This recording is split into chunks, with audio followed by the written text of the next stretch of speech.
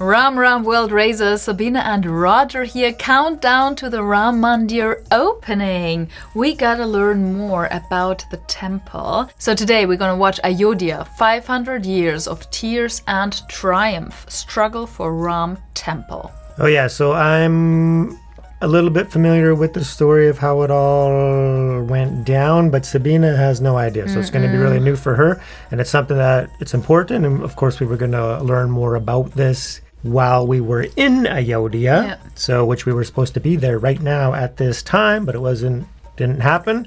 So anyways, we're going to continue with our journey of kind of embracing what we would have been doing while we were there, learning about everything and participating. So we got to do it through watching videos. But anyways, so let's do it. So let's watch this. So hit that like button, keep the momentum going.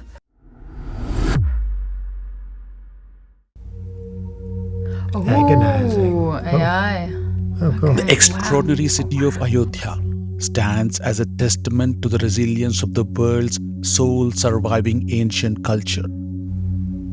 Despite relentless attacks by iconoclastic invaders who repeatedly wreaked havoc on the sacred foundations of Hindutva, destroying temples and libraries of profound knowledge, Ayodhya remains a living embodiment of oldest, intangible civilization of humanity, defiantly echoes with the recitations of the Vedas, untouched by the marauders' attempts to erase its cultural heritage. Wow. Beautiful video. Chronicled in the ancient Sanskrit texts like Ramayana and Mahabharata as the legendary city founded by Manu, the forefather of mankind, Ayodhya stands as a capital of 𝐂𝐴𝐴𝐴 kings, notably featuring Prabhu Shri Ram in its lineage. Under his reign, the kingdom reached unparalleled grandeur, epitomizing the concept of Rama Rajya. The Purana Panchalakshana also describes the city as the capital of 𝐂𝐴𝐴𝐴 kings, including Harishchandra. The Ramayana unfolds the saga of King Dasharatha, proud descendant of 𝐂𝐴𝐴𝐴, who saw his son Rama banished to the forest. After enduring numerous trials, Rama returned to establish an ideal rule in the kingdom. Uttarakhanda recounts Rama's division of the realm into North and South Kosala, each with its capital at Shravasti and Kushavati, where he appointed his sons Lava and Kusha as rulers. Rama's departure from mortal realm, marked by entering the Sarayu river with Ayodhya's inhabitants, led to a celestial ascent at Kopratara Teertha. King Rishabha later repopulated Ayodhya. Various literary works such as Bhasa's Abhisheka Nataka, Pratima Nataka, and Kalidasa's Raghuvamsha delve into Ayodhya's narrative. According to Jain tradition, Ayodhya witnessed the birth of 5 Tirthankaras. Oh, wow. Of what? However, its rich temple-laden landscape faced upheaval when Mughal Emperor Babur ordered its demolition, replacing it with a mosque on the contested grounds where a Hindu temple once stood. In the year 1226 AD, Ayodhya became the capital of Awadh under the dominion of Delhi Sultanate. Although pilgrimage was permitted, the imposition of taxes on pilgrims curtailed the financial prosperity of the temples, leaving them deprived of a substantial income. Alexander Cunningham's word in Lucknow Gazette echoes the cries of innocent people. Mir Banki, who worked for Babur, planned a terrible attack that resulted in the deaths of over 174,000 Hindus. These brave defenders of Sri Ram temple were ruthlessly killed, and Mir Banki's cannons destroyed the revered temple. Hamilton's report in the Barabanki Gazette tells a dark story where stones from Lahore, stained with blood of Hindus, were used to build a mosque. Babur's memoirs describe the destruction of Ram Mandir in Ayodhya on the orders of Abbas Musa Ashikan Kalan. The materials from the temple were reused to build a mosque, a sad testament to the sacrilege suffered. The brutality in Ayodhya did not crush the spirit of resistance in the hearts of Hindu residents. The turmoil continued into Humayun's reign, where 10,000 Suryavamshi Kshatriya warriors from Sirisinda and Rajepur near Ayodhya fought for Ram Janmabhoomi. They destroyed Mughal structures around the temple, even breaching the entrance to the Babri Masjid. In a tragic turn, the Mughal army, killed them in retaliation and destroyed the villages they came from. Oh, jeez. Despite the bloodshed, Hindus, resilient as ever, regrouped to reclaim Ram Janmabhoomi after Humayun's rule. Another intense battle unfolded under Akbar's rule. This time, facing strong resistance, the Hindus managed to build a platform for a temple in front of the mosque. Raja Birbal and Raja Todarmal convinced Akbar to let the platform stand, and a small temple with Sri Ram Murti was eventually permitted. The accounts of Akbar's reign, known as Ayodhya, show the ongoing struggle of Hindus. The order to build platform continued under Akbar's son Nuruddin Jahangir and grandson Shahabuddin Shah Jahan, who allowed Hindu worship without interference for a while. However, the shadow of Aurangzeb loomed large as he sent his general Jawaz Khan to attack Ayodhya. The vigilant Hindus, aware of the impending danger, protected the idol of Sri Ram and other temple artifacts.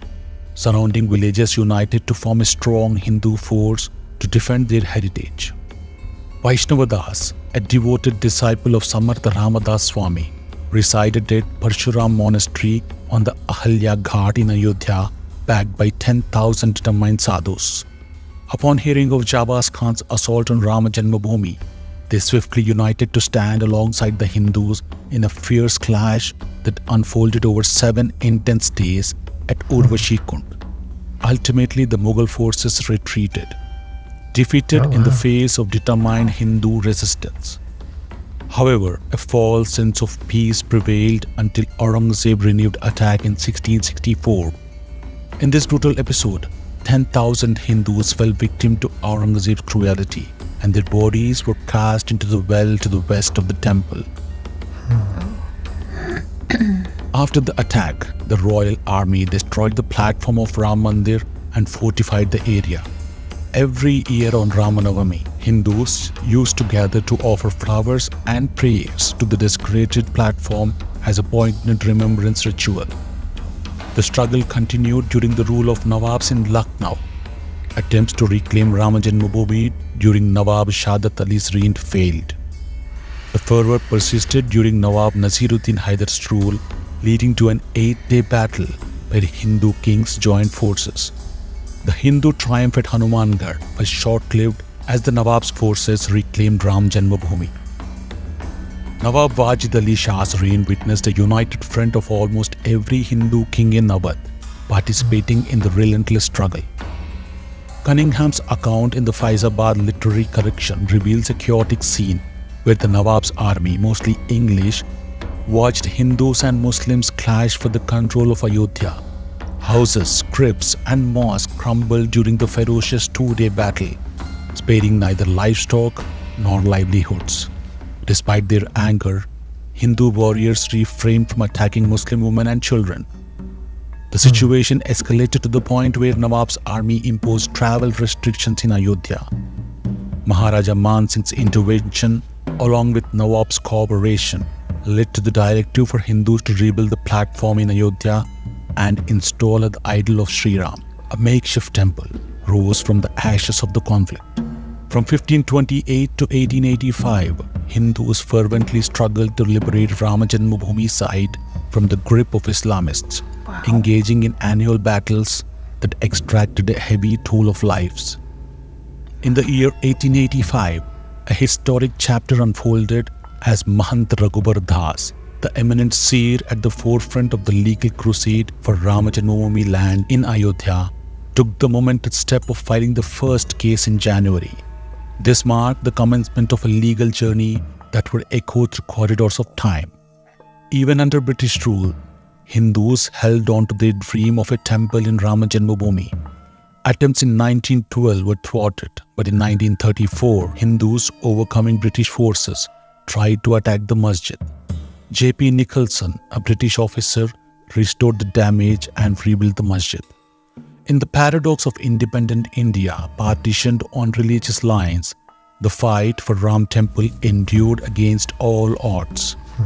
From the appearance of Lord Rama's idol in 1949 to the historic Supreme Court verdict on November 9, 2019, this journey was marked by legal battles, political upheavals, and a 500-year struggle of unwavering determination. The irony lies in the fact that Hindus had to endure such a tumultuous trial to assert their sacred space in a Hindu-majority nation. All because some leaders were reluctant to disturb the facade of secularism, who dared to challenge the existence of Lord Rama, with pseudo-historians dismissing his reality as a mere myth.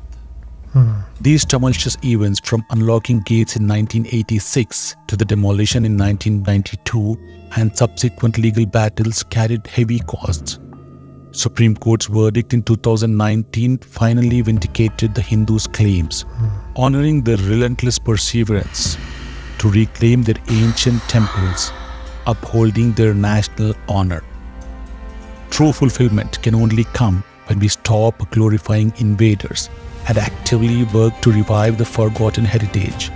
Raja Dharma, the ethical code for rulers, demands the protection and relief of distressed subjects.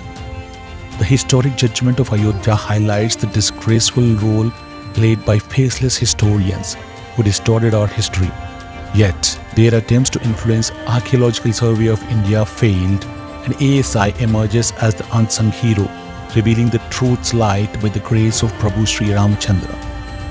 The echoes of Ayodhya's pain and resilience should echo through ages, reminding us of the indomitable spirit that endures against all odds. Yeah, so now you have the overview of why this is such a monumental event. Yeah, the Ram Mandir, and they just got legal consensus to, I think, start building in 2019, I think was the final verdict. Yeah, and they started building it immediately, it looks like, right? So they couldn't wait, and that's so glorious, and it's so amazing. And yeah, so the 500 years, definitely a lot of conflict and a lot of bloodshed, due to the fact that invaders came in and placed their belief above another people's beliefs, and that's what they do. When you conquer, you're only conquering people that you are divided from mentally, right? Because our beliefs and everything that we think about, that we identify with, is really just a mental construct. Even if it is religious, we're still holding it in mind as we believe this and you believe something different.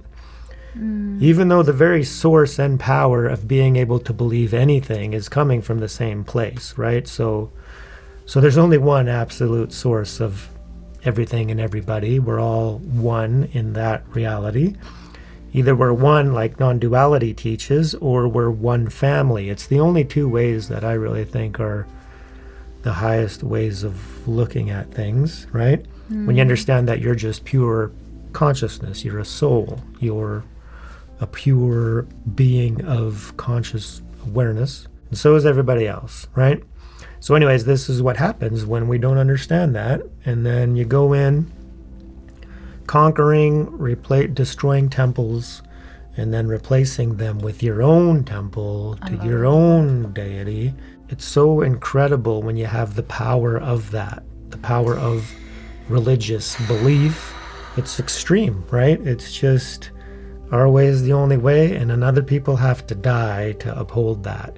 So for the Sanatan Dharmas, the Hindus, I do agree that, they needed to fight back, right? So we can't be passive in some senses, especially when you know that, in reality, it's high level of understanding, but nobody's really dying. So you can still be compassionate and care about others, exactly what Arjuna and the Pandavas had to do. When Arjuna got taught by Shri Krishna on the battlefield, he had to come to terms with that. And then even though he cared about and he loved the people that he had to fight, then you got to surrender onto that, right? So I'm looking forward. I got no problem with India rising up in Sanatan Dharma and Hindus in general. And we understand that there's a lot of diverse religions within, because it's all embracing, but at the same time, it's the Hindus, those who believe, in the deities that Sanatan Dharma is talking about. Yeah, there's absolutely nothing wrong with that belief, right? In fact, it's right up there because it's teaching unlimited God. So in my mind, it's very, very high. and others don't wish to understand or possibly can't due to their karma, and then where they are in their constructed belief systems, they're not able to understand it. So then people want to fight. My way is the only way. So that's a disaster, right? So you got one belief system is like the world is one family, and the other belief system is like, no, you have to believe in what we believe in and say that our God is the only true God, which actually limits God. So anyways, let me know if you agree down in the comments. What's your point of view on that? I'm too shocked. It's wild, hey? It's totally wild. Yeah, and that's It's the like, majority why? of... Yeah, so even though we're calling things in this world right now, we're calling them secular, but even politics is so intertwined in chosen belief systems, or if there's politicians that aren't subscribing to any, then there's still a belief system there. There's still an agnostic or an atheist sort of thing. So what needs to happen is the people who believe in a higher power need to, realize that that's a good thing. And if other people believe in a higher power in a slightly different way, we're still on the same side. The side of what's the source? We're one, we should love one another and care for one another. And most people, even within the more aggressive religions, most of the people within those still understand. So it's really just the extremists, right? So Satguru talks about that a lot, and I'm pretty sure most people are aware of that. So we're not despairing any other religions or belief systems, but the ones that are out there getting a group of followers to do bad things. Stop it. Come on, guys. Come on. Right? Let's get over it. Okay, I feel a bit icky. Okay. So I want to watch some good, some positive Ram Mandir videos now. Let's do it. Coming up. Ram Mandir is almost here. Ram Ram. Ram Ram. Here we go. Lord Ram bless you all, friends. Oh, yes. Peace.